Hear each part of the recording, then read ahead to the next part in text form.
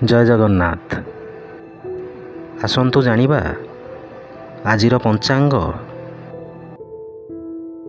ଆଜି ହେଉଛି ଇଂରାଜୀ ମାସ ଅଗଷ୍ଟ 20 ତାରିଖ 2024 ମସିହା ମଙ୍ଗଳବାର।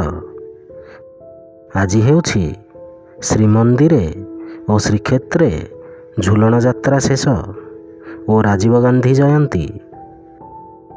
ଓଡ଼ିଆ ମାସ ହେଉଛି ଭାଦ୍ର ମାସ, ପକ୍ଷ ହେଉଛି କୃଷ୍ଣପକ୍ଷ, ତିଥି ହେଉଛି ପ୍ରତିପଦ, ନକ୍ଷତ୍ର ହେଉଛି ଧନିଷ୍ଠା ନକ୍ଷତ୍ର।